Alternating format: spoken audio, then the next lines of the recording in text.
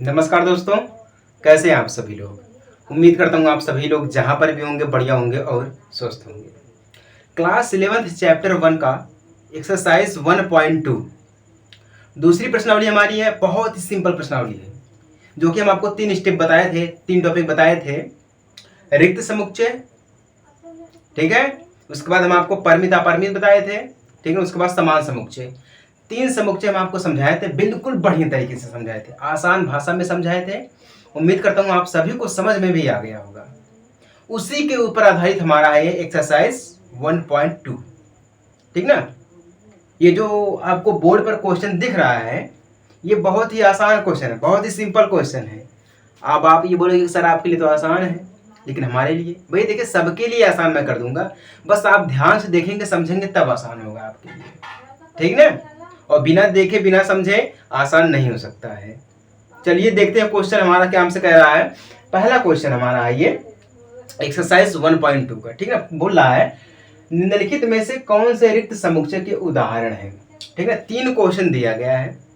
Total exam में ऐसे question पूछ भी सकता है, ठीक ना। और इस क्वेश्चन में टोटल 4 क्वेश्चन दिए गए हैं, ठीक ना। इस वाले क्वेश्चन में, पहले वाले में 4 क्वेश्चन दिए गए हैं। 3 हम आपको करके दिखा रहे हैं, एक आपके लिए है। एक बार प्रयास करिएगा, अगर हो जाएगा तो बढ़िया, अगर नहीं होगा तो कमेंट कर देना कि सर नहीं हो पाया है, आप खुद बता दीजिए, हम आपको फिर से समझा देंगे, ठीक ना।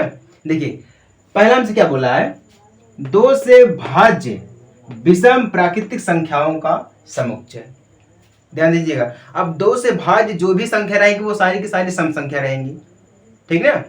और रिक्त समुच्चय का मतलब क्या होता है, जिसमें कोई समुच्चय ना हो, खाली हो या शून्य समुच्चय जिसको हम बोलते हैं, वही हमारा क्या होता है, रिक्त समुच्चय। तो अब ध्यान दीजिए, यहाँ पे 2 से भाज्य, भाज्य तो पता है कटेगी तो कितनी संख्या रहेंगी, सम रहेंगी। जैसे कि 2 हो गया, 4 हो गया, 8 हो गया, 16 हो गया, 32 हो गया, ठीक ना, 10 हो गया, 12 हो गया। ये सारी संख्याएं जो है सम है, जो कि 2 से कट सकती हैं, है कि नहीं है। लेकिन यहां पे क्या बोला है, विषम प्राकृतिक संख्या। विषम मतलब जैसे कि 3 हो गया, 5 हो गया, 7 हो गया, 9 हो गया, 11 हो गया, 13 हो गया, ठीक ना। और जो हमारा 17 हो गया, ये सब सारी क्या है, विषम संख्याएं जो कि नहीं कटती हैं। और ये सारी सम संख्याएं हैं जो कि कट जाती हैं, ठीक ना। अब आप यहाँ पे खुद ही समझिए कि 2 से ये संख्या कटेगी या ये संख्या कटेगी। यही तो संख्या कटेगी, ये वाली तो कटेगी नहीं, ठीक ना। ये नहीं कटेगी, इसको ऐसे कर दे मार्कर से, ऐसे, ठीक ना। ये वाली 2, 4, 8, 16, 32, 10, 12 ये संख्या कटेगी, बाकी 3, 5, 7, 9, 11, 13, 17 ये संख्या नहीं कटेगी। तो इसलिए हमारा ये क्या है, रिक्त समुच्चय है। कौन सा समुच्चय है, रिक्त समुच्चय के ये उदाहरण दिए गए हैं, ठीक है ना। क्लियर हो गया कि नहीं हो गया, समझेंगे तभी एग्जाम में आप टॉप कर पाएंगे, ठीक ना। और देखिए इस प्रकार से मैं आपको समझाता हूं कि आगे चल के आपको जो भी तैयारी करनी है वो आप बढ़िया से तैयारी कर सकते हैं, ठीक है। और बाकी जो कंपटीशन हमारा चल रहा है, एसएससी का हो गया, यूपीएससी का हो गया, ठीक ना, यूपी ट्रिपल एससी का हो गया, अदरवाइज कोई भी गवर्नमेंट आप एग्जाम दे रहे हैं, तैयारी कर रहे हैं, तो वहां पे मैथ बहुत जरूरी है। जो मैथ में जितने सारे रीजनिंग के क्वेश्चन आते हैं वो कहीं और से नहीं आते हैं। आपने जो 1 से लेके 12 तक पढ़े हैं वहीं से क्वेश्चन उठा के पूछता है, वहीं से पूछता है, वहीं से आप गड़बड़ा जाते हैं, ठीक ना। इसीलिए हम आपको इतना बढ़िया से समझाने का प्रयास करते हैं ताकि आप आगे चल के कोई भी एग्जाम की तैयारी कर रहे हैं, या आईआईटी में जाने का सोच रहे हैं आप, या पीएचडी करने का सोच रहे हैं, कुछ भी कोई भी तैयारी कर रहे हैं आप, जो मैथ आपका वो मजबूत रहे, इतने बढ़िया से समझाने का मैं आपको प्रयास करता हूँ, ठीक ना। दूसरा क्वेश्चन हमसे क्या बोला है, सम अभाज्य संख्याओं का समुच्चय। अब देखिए संख्या तो सम है, जैसे कि 2, 4, 8, 16, 32, 10, 12 ये संख्या सम है, ठीक ना। विषम संख्या ये हमारी दी गई है, ये सम संख्या है, लेकिन क्या बोल रहा है, सम अभाज्य है। अब सम संख्या हो सकती है लेकिन अभाज्य नहीं हो सकती है, या तो अभाज्य हो सकती है तो सम नहीं हो सकती है, ये दोनों गलत है, ठीक ना। अगर सम रहेगी तो अभाज्य नहीं रहेगी, ठीक है। अगर विषम रहेगी तो भाज्य नहीं रहेगी। ये क्लियर हो गया आपको, ठीक ना। सम है तो भाज्य है, विषम है तो अभाज्य है, यही मतलब होता है। अगर आपसे पूछ रहे सम अभाज्य प्राकृत संख्या तो आप सीधे सीधे कह दिएगा ये गलत है। अगर आपसे पूछ रहे कि विषम भाज्य संख्या तो आप सीधे सीधे कहिएगा ये गलत है, ठीक ना। अगर आपसे एग्जामिनर पूछ लिया कि सम भाज्य संख्या, तो आप सीधे लिख देना 2 4 8 6 16 32 64, ठीक ना, ये लिख देना। अगर आपसे पूछ ले विषम अभाज्य संख्या, तो आप 3 लिख देना, 5 लिख देना, 7 9 13 लिख देना, ठीक ना। और उसके बाद अपना 15 तो कट जाता है, 5 से कट जाता है, 15 और 17 19, ठीक ना, 21 23 27, ये सारी संख्याएं जो होती है हमारी है, ये सब अभाज्य संख्याएं होती है। क्लियर हो गया ना। तो ये हमारा क्या है, रिक्त समुच्चय नहीं है, ठीक ना। तीसरा क्या बोला है, मझले ब्रैकेट में x रेशियो, x एक प्रकृत संख्या है, क्या है, x एक प्रकृत संख्या है, यहाँ पे दिया गया है x लेस देन 5, ठीक ना, x लेस देन 5 और साथ ही साथ x equal less than 5 and less than जो हमारा है greater than, less than 5 and x greater than 7। तो मतलब इसके बीच में क्या हमारा है, x एक प्रकृत संख्या है, तो भैया इसके अंदर 4 आ जाएगा, 5 है, 7 है, 6, ये सारी कौन सी संख्या है, प्रकृत संख्याएं हैं। कितनी संख्याएं हैं, प्रकृत संख्या, 5 से 7 6 7 5, ये सारी की सारी प्रकृत संख्याएं। जब ये प्रकृत संख्याएं हैं तो ये हमारा एक समुच्चय का जो रिक्त समुच्चय है, इसका एक सिंपल सा उदाहरण दिया गया है। समझ में आई बात, क्लियर हुआ, ठीक ना। रिक्त समुच्चय हम आपको इसीलिए समझा रहे थे। एग्जामिनर कभी कभी पूछ लेता है आपसे, आपके मजे लेने के लिए पूछ लेता है, वैसे नहीं पूछता है, ठीक ना। और आपको पता है जो जितना जिसका मजा लेता है वो इंसान उतना ही आगे बढ़ता है, लेकिन ऐसे भी नहीं बढ़ता कि आप हमारा मजा ले, हम आपको देख के बस मुस्कुरा दे, हैं, हम आपको देख के मुस्कुरा दें, तो ऐसे थोड़े ना आगे बढ़ेंगे। आप हमें देख के हंस रहे हैं तो हम प्रयास करेंगे, पढ़ते रहेंगे, ठीक ना, मेहनत करते रहेंगे, तब आगे बढ़ेंगे। ऐसा नहीं कैसे ऐसे बढ़ जाते हैं, ठीक ना। एक चीज और कह दे रहा हूं, life is like railway station. भीड़ तो बहुत है लेकिन अपना कोई नहीं है, इतना याद रखना। जीवन में आपको अकेले चलना है, और जिसने जीवन में अकेले चलना सीख लिया उसने जिंदगी को जी लिया। क्लियर ना। चलिए, ये तो हमारा पहला क्वेश्चन रहा। चलिए बात करते हैं दूसरे क्वेश्चन की, और दूसरा क्वेश्चन हमारा किस टॉपिक के ऊपर आधारित है उसको समझते हैं। दूसरा क्वेश्चन बहुत ही आसान क्वेश्चन दिया गया है, और देखते हैं समझते हैं कि किस प्रकार से क्वेश्चन आसान है हमारा, ठीक ना। बोल क्या रहा है, निम्नलिखित समुच्चय में से कौन परिमित और कौन अपरिमित है, एंड कौन फाइनाइट है एंड कौन इनफाइनाइट है। तो फाइनाइट क्या होता है, इनफाइनाइट क्या होता है, हम आपको बताए हैं, ठीक ना। इनफाइनाइट जिसको हम कभी गिन ना सके, फाइनाइट जिसको हम गिन सकते हैं। अब फाइनाइट हमारा क्या होता है, परिमित। परिमित मतलब क्या होता है, जिसकी संख्या निश्चित हो, या कोई काम आप करने जा रहे हैं, वो काम करना निश्चित है कि हमें ये काम करना है, तो वह हमारा परिमित है। मतलब कोई चीज लिमिट में होती है, ठीक ना, तो वह हमारा परिमित होता है। और जिसकी कोई लिमिट ना हो, ठीक ना, वह हमारा क्या होता है, अपरिमित होता है। तो इस क्वेश्चन में हमें यही निकालना है कि इसमें से जितने भी क्वेश्चन दिए गए सारे के सारे परिमित हैं या अपरिमित है, या कुछ परिमित है या कुछ अपरिमित है, उसी को हमें छांटना है, ठीक ना। ये एग्जामिनर ऐसे क्वेश्चन आपको 1 नंबर 2 नंबर में जरूर पूछ सकता है, तो प्रयास करिएगा कि इसको ज्यादा से ज्यादा समझने का, ठीक ना। चलिए पहला क्वेश्चन इसमें क्या बोला है, वर्ष के महीनों का समुच्चय। वर्ष यानी कि ईयर्स जो हमारे चलता है ना, जनवरी फरवरी मार्च अप्रैल मई जून जुलाई अगस्त सितंबर अक्टूबर नवंबर दिसंबर, 12 महीने होते हैं ना, जिसको हम गिन सकते हैं। कितने महीने हैं, 12 महीने, ठीक ना। कितने महीने होते हैं, 12 महीने होते हैं। जनवरी फरवरी मार्च अप्रैल मई जून जुलाई अगस्त सितंबर अक्टूबर नवंबर दिसंबर, 12 महीने हो गए कि नहीं हो गया। जिसकी संख्या निश्चित हो, जिसको हम गिन सकते हैं, वह हमारा परिमित होता है, अर्थात फाइनाइट होता है। क्लियर ना। ये हमारा क्या है, फाइनाइट, इसको हम गिन सकते हैं, ये हमारा क्लियर है, परिमित हमारा है ये, ठीक ना। तो क्वेश्चन में यही हमसे बोला है ना, ये सारे के सारे समुच्चय दिए गए हैं, इस समुच्चय में से हमको छांटना है कौन परिमित है और कौन अपरिमित है। समझ में आ गई बात ना। चलिए दूसरा क्या बोल रहा है, ब्रैकेट में 1 2 3 डॉट डॉट करके हमारा दिया गया है। अब ये कहां तक दिया गया, 1 2 3 डॉट करके दिया गया, लेकिन कहां तक दिया गया है इसको हम गिन नहीं सकते हैं, ठीक ना। जब गिन नहीं सकते हैं तो ये हमारा अपरिमित है। जिसको हम गिन सकते हैं वह परिमित है, और जिसको नहीं गिन सकते हैं वह हमारा क्या है, अपरिमित है। तो हम इसको नहीं गिन सकते, ये हमारा क्या है, अपरिमित है। ठीक है, गुणा कर देते हैं, सीधे लिख देते हैं अपरिमित। ठीक ना, ये हमारा क्या था, पहला वाला परिमित था। क्लियर ना। तीसरा क्या बोल रहा है, 1 2 3 डॉट डॉट डॉट 99 100। अब देखिए एक से शुरू हुआ है, ध्यान दीजिएगा, एक से शुरू हुआ है 100 तक गया है, लास्ट संख्या कौन सी है, 100 है। ठीक है, 1 से लेके 100 तक, तो 1 से लेके 100 तक जितने भी संख्या है सारी की सारी संख्याओं को हम गिन सकते हैं। मतलब ये एक लिमिट में है, जब हम इसको गिन सकते हैं तो ये हमारी कौन सी संख्या हो जाएगी, परिमित हो जाएगी, अर्थात फाइनाइट हो जाएगा। क्लियर ना, ये हमारा क्या है, परिमित है, परिमित। ठीक ना। अब देखिए चौथा क्या बोल रहा है, 100 से बड़े धन पूर्णांकों का समुच्चय, 100 से बड़े 100, इसके आगे जितने भी धन पूर्णांक रहेंगे। अब कितने हैं भाई ये धन पूर्णांक, ये तो हमें नहीं पता है, किसी को नहीं पता है, हमें नहीं, किसी को नहीं पता है अब कितने धन पूर्णांक है 100 से आगे। ठीक ना, अब जिसको हम गिन ना सकते हैं, जिसके बारे में हमें जानकारी नहीं है, उसके बारे में हम बोलते नहीं है, तो वही नियम यहाँ पर भी है, जिसको हम गिन नहीं सकते हैं वह हमारा क्या है, अपरिमित है। ठीक ना, तो ये हमारा क्या है, अपरिमित है,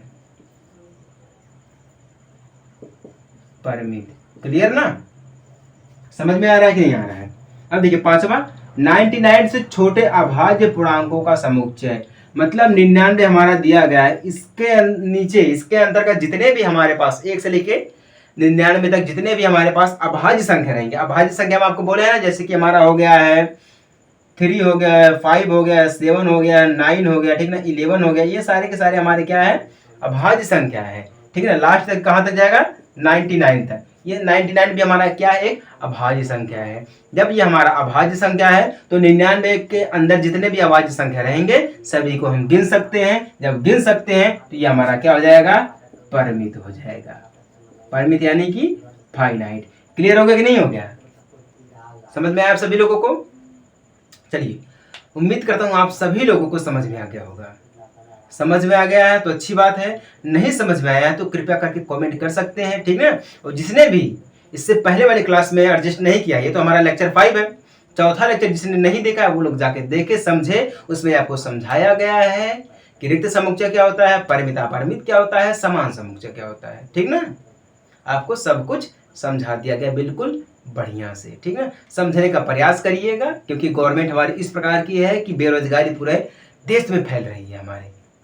ठीक ना, पूरे देश में बेरोजगारी की तरफ ही लोग बढ़ रहे हैं। कोई भी एग्जाम हो रहा है पेपर लीक हो जा रहा है, कोई भी एग्जाम हो रहा है जिसकी उम्मीद ना की जा रही है वो भी हो जा रहा है। इस सरकार में बिहार में इतने सारे पुल गिर गए, सिर्फ सरकार नाम का काम कर रही है, बाकी काम कुछ भी नहीं है। तो तैयार रहिएगा, बढ़िया से तैयारी करिएगा। ठीक है, क्योंकि जितना आप मेहनत करेंगे, सामने वाला, आप ये समझिएगा कि सामने वाला हमसे ज्यादा मेहनत करके आया है, तो आप उससे ज्यादा करने का प्रयास करिएगा, चाहे वो मेहनत करे या ना करे। लेकिन आपको अपने मन में ये रखना है कि सामने वाले की जो है क्वांटिटी अधिक है। ठीक ना, ये समझ कर करना है, और उसके आगे आप मेहनत करते चले जाएंगे तो आप सक्सेस जरूर हो जाएंगे। ठीक ना, चलिए अब हम तीसरा क्वेश्चन देख लेते हैं। तीसरा क्वेश्चन किसके आधार पे दिया गया है और क्या हमसे कह रहा है।